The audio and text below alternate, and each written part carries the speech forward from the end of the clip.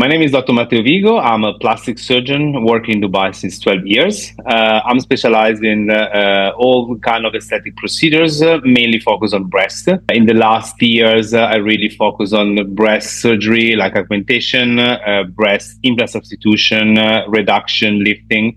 And recently, I've been trained to become one of the few doctors in the region, in the world, to perform Mia Femtech, which is a new technology for a minimal invasive augmentation with a small incision in the armpit through the first injectable device. And the results are absolutely amazing. I've been recently nominated as a KOL worldwide, and I will be the trainer for Mia for other surgeons.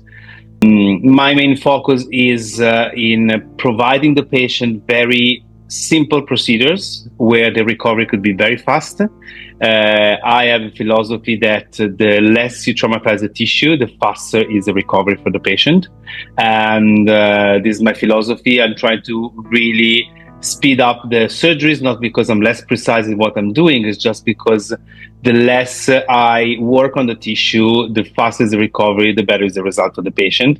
And my patients are happy for that. Nice. Thank you. Great introduction, by the way. And I've got you. a question, probably not on air, but after air on this, the technology in itself, because I know there's a bit of a debate going around would you allow a robot to draw blood in the fitness community that we're doing, I'm in right now? For simple procedures, definitely yes. Okay. For blood withdrawal, no problem. For major things, I still think that the human mind needs to be behind it. Yeah. I'm a bit on the fence actually with this. Anyway, I'll go into my first question. Dr. Vigo, swelling, fluid retention and scarring are common post-surgical concerns, particularly for procedures, as you mentioned, tummy tucks, liposuction, breast procedures. There's a growing interest in modalities like HBOT, red light therapy, for their potential support for tissue healing and reducing inflammation. While the clinical consensus is still evolving, do you believe these therapies have a role in optimizing the recovery? Do you see a future where they could become integrated or into the standard post-surgical care?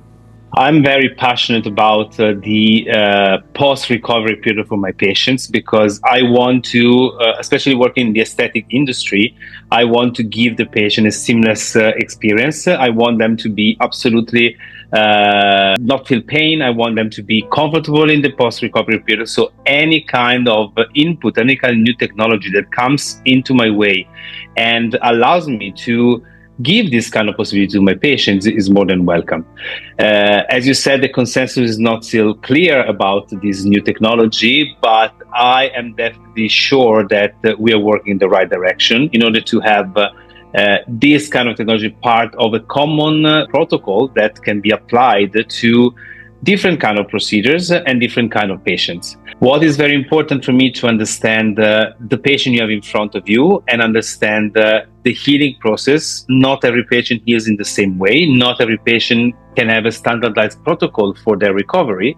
And it's important to customize each single recovery treatment for each kind of patient and each procedures. We have procedure where I don't think any particular care is needed because it's very simple. They can heal by themselves.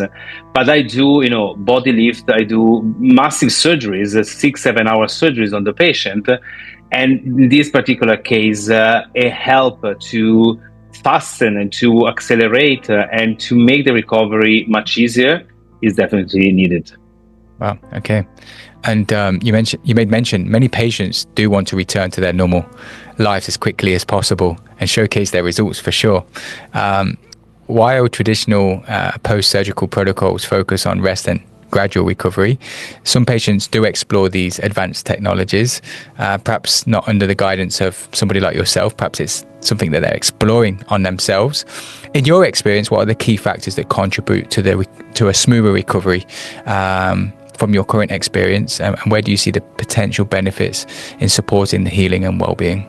As I said in my introduction, the first thing for me is the surgeon experience. A clean, precise, fast surgeon can really guarantee a super fast recovery because the tissue is not traumatized. So we don't have a lot of blood loss, we don't have a lot of swelling, we don't have a lot of post-operative pain for the patient itself.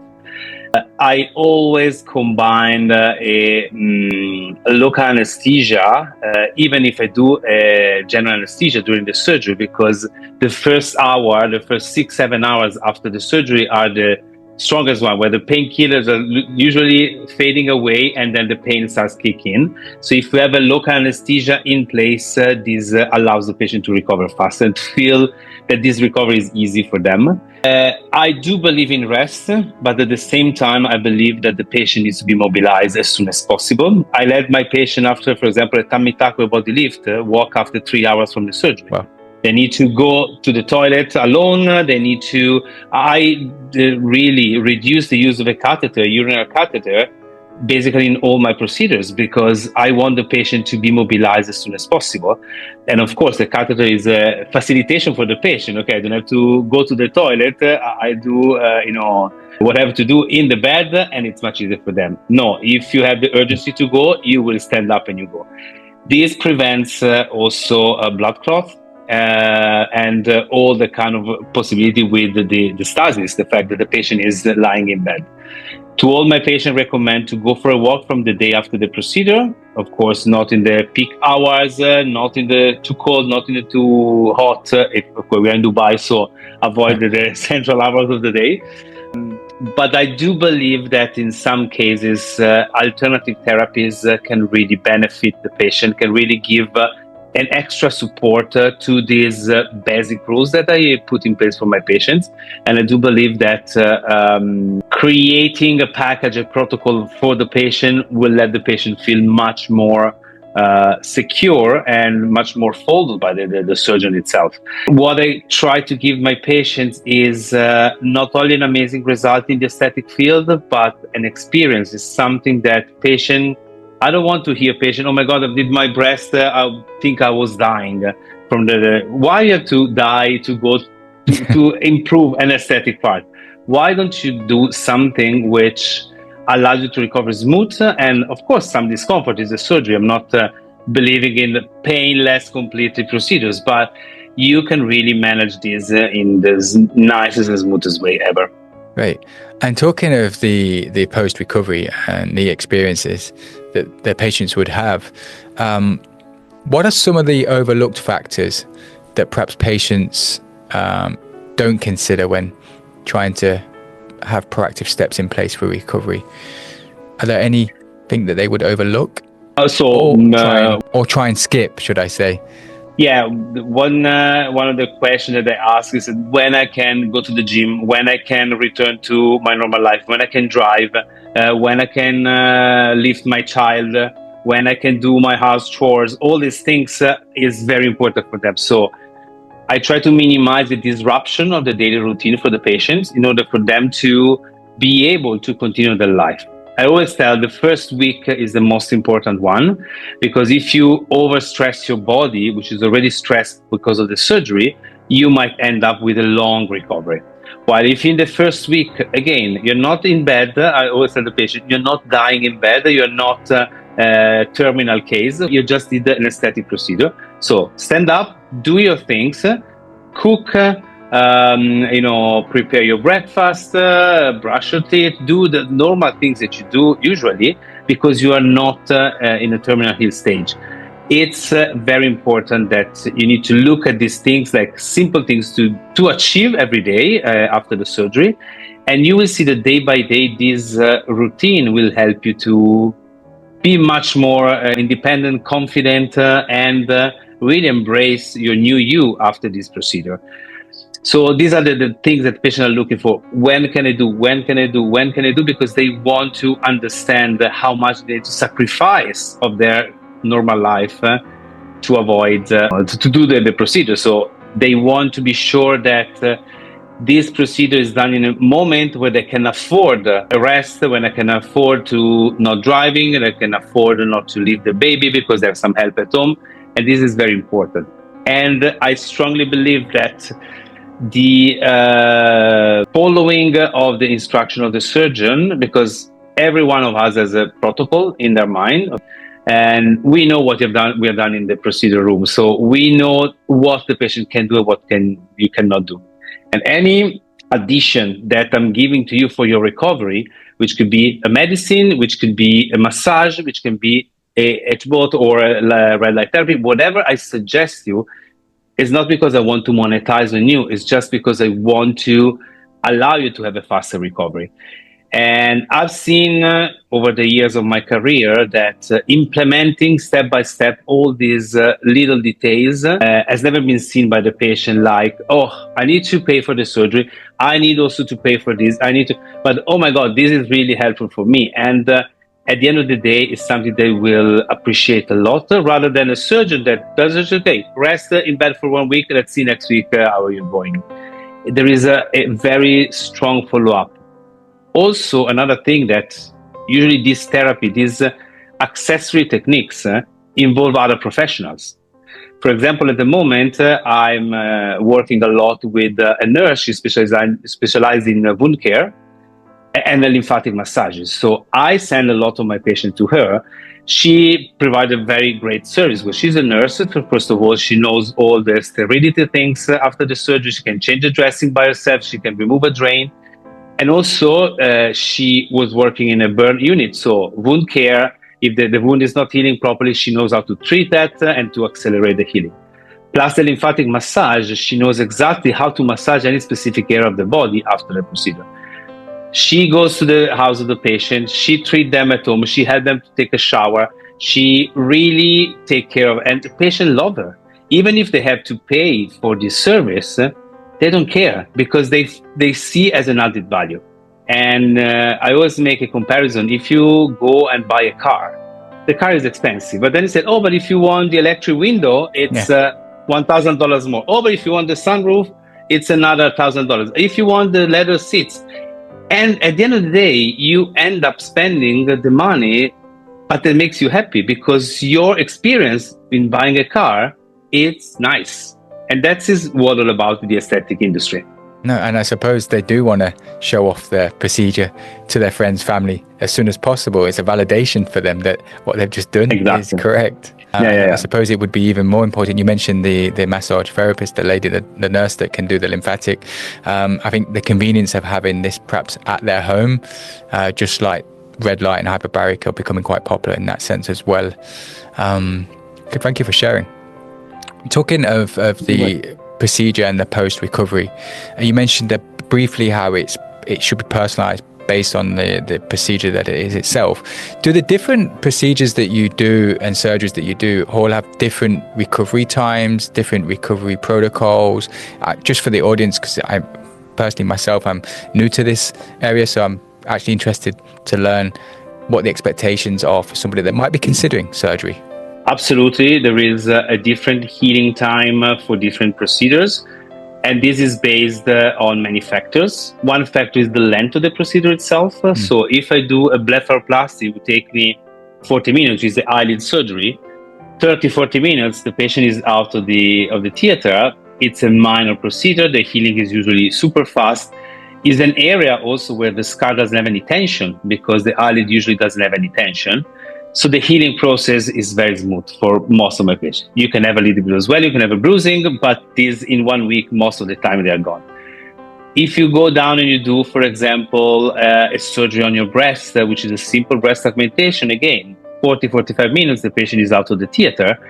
The recovery is super smooth. It's not major. It depends, of course, if you go under the muscle or above the muscle with the implant, but the recovery is usually really smooth. The scars are minimal because usually it's 2-3 centimeter scars where I can insert the implant from. And the healing, there is no tension there. The healing is absolutely very good. If you go in surgery where you involve a lot of operating time and a lot of tension in the sutures, like a tummy tuck, a body lift, a breast lifting, where you really need to separate the skin and then put it together again. And this suture has a tension. Of course, I have my techniques to reduce the tension on top of it, but there is still some possibility that the wound will open. This recovery takes a little bit more time. So the healing process of a longer scar is, of course, longer than a 3 centimeter scars under the breast for breast augmentation. Liposuction, for example, the scar is not a problem because the scars are less than 1 centimeter, are very minimal. And I use a very particular skin protector to avoid that the cannula friction will create a burn on the entry point. But the swelling and the fluid accumulation that happens in the fat after you do the liposuction is not compared to any other procedure in plastic surgery. So this needs a very attentive protocol post-op, because again, the massages here are fundamental. I send them to a massage the day after the procedure, actually, which is a little bit discomfortable because they are sensitive, of course, but this will help a lot. And the patient does the protocol from A to Z have a huge benefit, because within a few days they are absolutely back to normal. They have no swelling, they feel light, they see the result. If you don't do massage, then you might stay swollen for a longer period of time. Also, the garment, I always provide a garment to my patients in the breast, in the body, etc., because it's very important to compress the area to avoid this fluid collection. Interesting. Thank you for sharing. You mentioned briefly off air about a new technology, Mia Femtech. Mia Femtech. Mia. Please share this, because I know it's an exclusive, or somewhat an exclusive.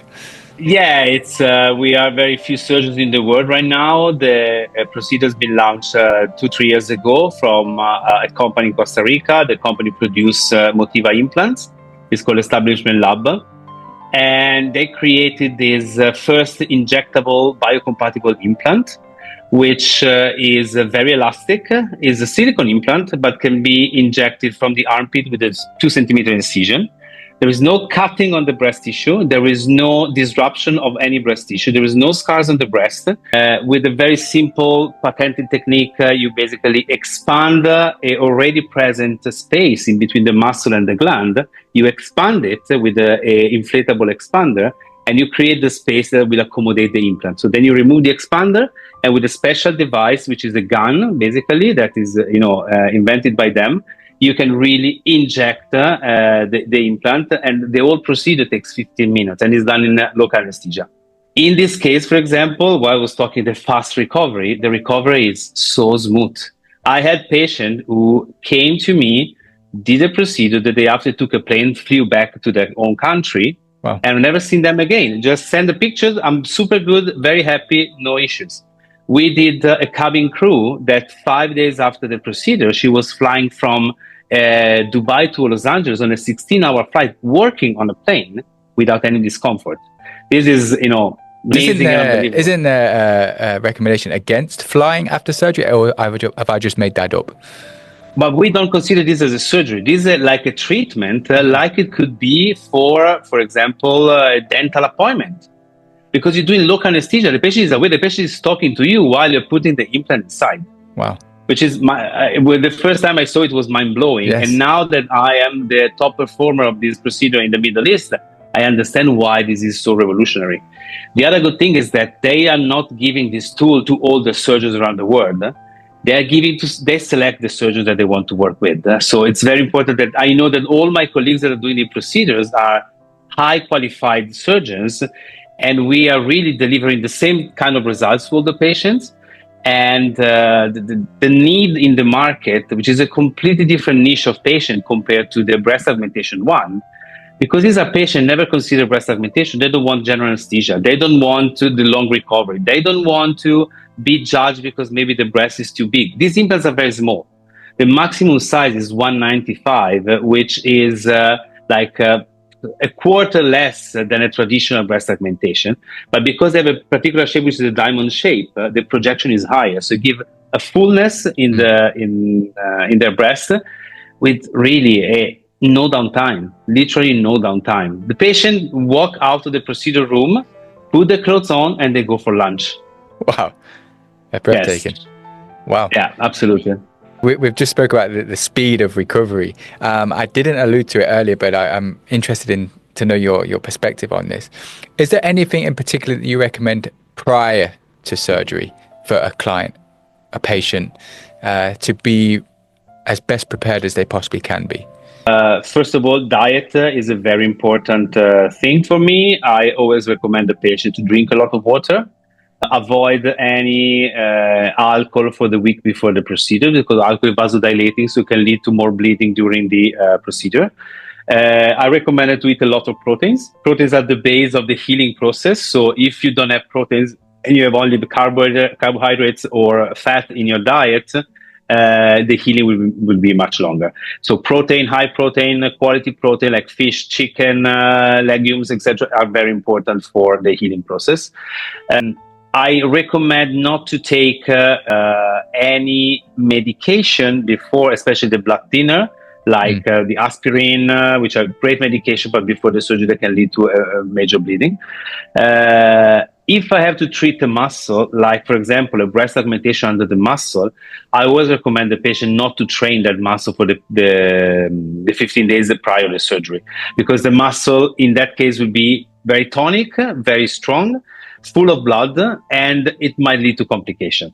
But if the muscle has been relaxed for a couple of weeks before, I will not face this complication. As well, when I do abdominoplasty and I had to maybe resuture the muscle in the middle because of the pregnancy, the patient have a muscle diastasis, so that the midline is separated and they have a protrusion of the abdomen. I prefer not to have the abdominal muscle trained for the first 2 weeks in order to allow for me to suture them together and have them more relaxed for the recovery period of time.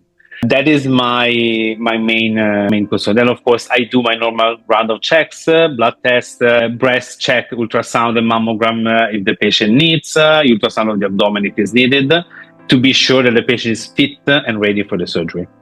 Nice. And this would take, what I would assume, 1 to 2 weeks, so you're preparing them well in advance. It's not like they're just called you up there at the clinic today to say, can I come in right away? Well, we have a lot of requests that the patient comes in the clinic and said, I want to do the procedure tomorrow. Really? I'll have sometimes maybe a patient move their surgery for personal commitment, etc. Have the slot available in a few days. And of course, if it's a minor procedure, again, a breast augmentation, a blepharoplasty, mini tummy tuck, something which is minimally invasive for the patient, a MIA procedure, for example, I can do within a couple of days. We do the blood test, usually in Dubai, in 12 hours, you have the result of the blood test. Ultrasound, you can find any place that can do ultrasound within 2 hours. So we can be ready for that. And because I don't need a lot of preparation in terms of the drinking, the protein intake, etc., because it's a minor procedure, I can do within a couple of days. It happens. The request is quite often. In the reality, how many times I can do that because of my schedule is much less. But is it possible? Theoretically, it's possible. I suppose yourself, you have to self-care for yourself because of the amount of, I can imagine, brain power and precision that goes into these surgeries yourself, that yourself has to be well looked after as well. Yeah. I take care of myself. I try to stay fit, go to the gym, eat healthy. I just recently got the burn here, you can see. Cooking with my kids, I just have some cooking oil spray on my forearm. But again, it's part of the game, and you need to really take care of yourself because you need to be focused, concentrated. You need to sleep a lot. I try to keep a very good sleep pattern for me because this helps you to be fully concentrated in the theater. Yep.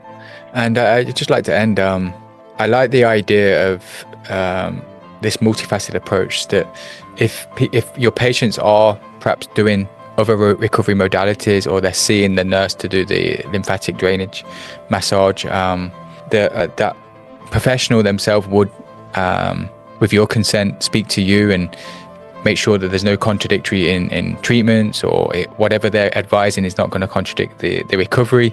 I think that's vital and very important for any professional that works with other professionals or clients of other professionals, that this multifaceted approach is encouraged more, and one to admit that they perhaps don't know if a person should go back to the gym immediately after surgery, and if not, then at least have that conversation with yourself so that nothing's being no contraindications are happening.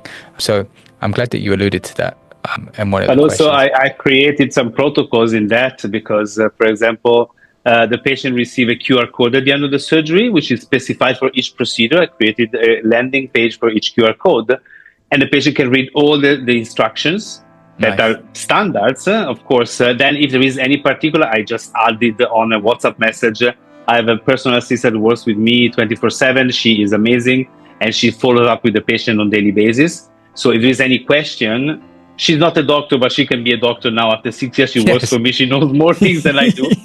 But most of the time she answers the patient, you can shower now, no, wait for the shower, etc., because she knows.